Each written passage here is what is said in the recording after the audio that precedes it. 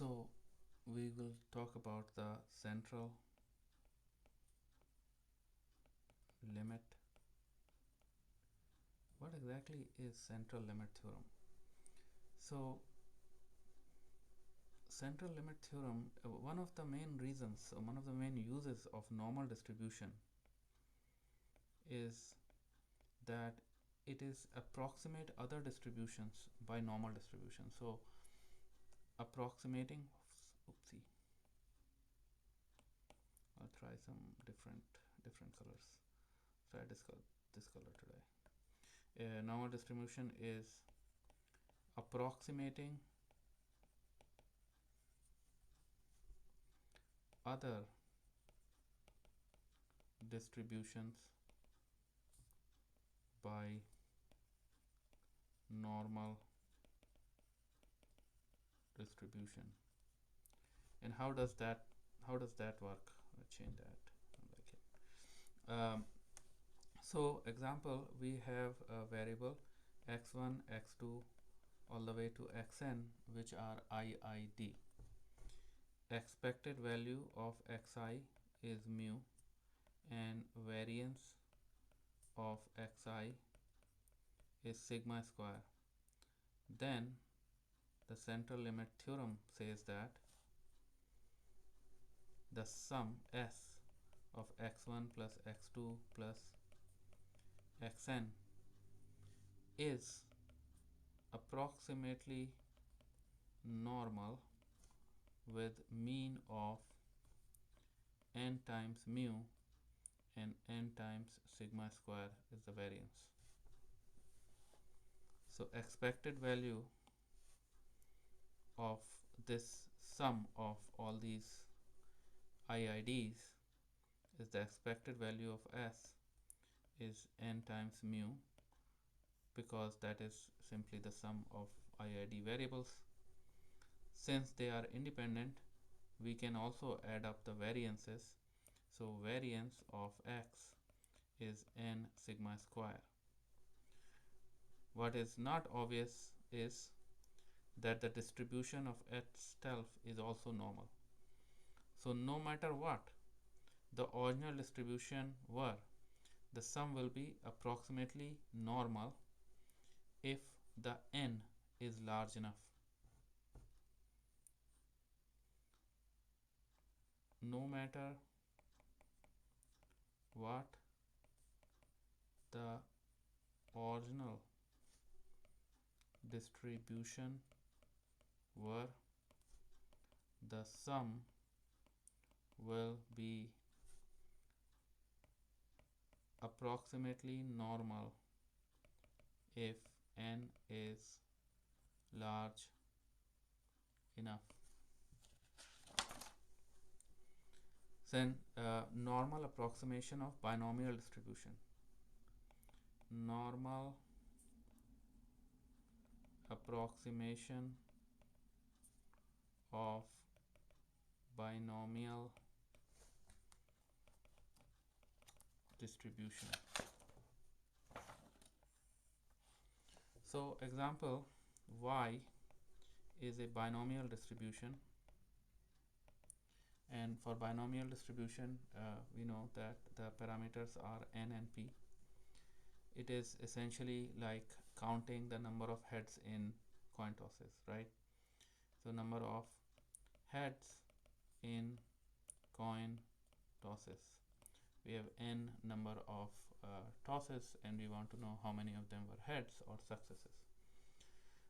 This can be counted as a sum of repeated Bernoulli random variables, where each Bernoulli random variable represents one toss, either a head or a tail.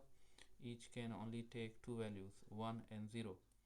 So y can be a multiple Bernoulli variables, x1, x2 plus xn, and where all these x's, all these Bernoulli trials are IIDs, and it's binomial. So expected value of xi from a binomial distribution is going to be, since it's only one, it's just going to be p, and the variance, because it's Bernoulli, is going to be, variance of xi is going to be p 1 minus p. You know, when it's a Bernoulli, when it's a binomial distribution, it's n over p, and there is an n here. But since this is a Bernoulli trial, which n of is only 1, the n goes away, and we don't have the n here. So that's the expected value and the variance, and then expected value of y we know is going to be n times p, because that's the all the multiple, that's a binomial, and the variance of y is going to be np 1 minus p. But if the n is large enough, we can approximate the distribution of y. Instead of doing this as using a binomial distribution, we can call it a normal distribution. So we can call it y as a binomial distribution with a n of 100, with a mean of 100, and say p value of and a probability of half. So this makes it very easy, because now if we want to calculate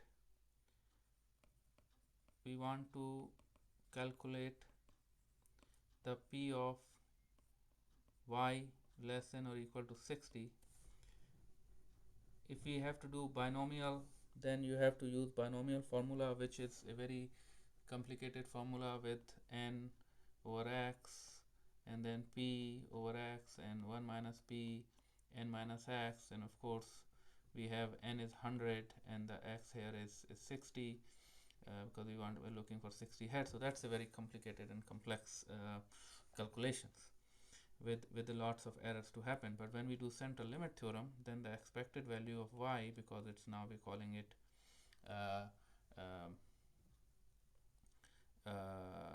a normal variable, then we just expected value of y just becomes n over p, which is n is 100 and the probability is half, so that is going to be 50, and the variance of y is just going to be np 1 minus p. No, so we calculate the expected value of y first using this, and then use the normal distribution. So what is the variance of y? Variance of y is just, we're going to calculate just like that, 100 times half 1 minus p, that is also half, that is going to be 25. So then you can just write y is basically a normal distribution, normal, with a mean of 50 and a sigma square of 25. So now if we are asked a question,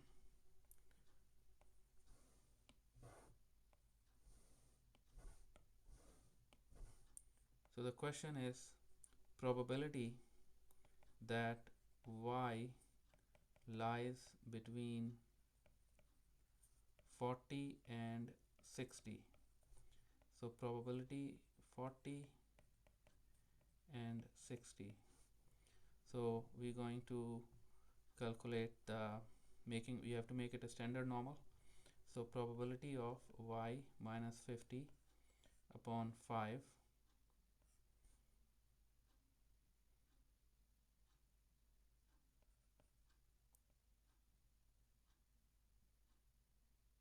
and y minus 50 upon 5 and less than 60 minus 50. No, this is not y, this is the 40 minus 50. 40 minus 50, probability of 40 minus 50 upon 5, and this is what we are looking for, will give me the z score of it. 60 minus 50 of y, that is the probability of minus 2 of z lying between -2 and +2. Now we can use it standard normal formulas, and it will give us that this is +2 and this is -2. This will give us a percentage of 95.44%.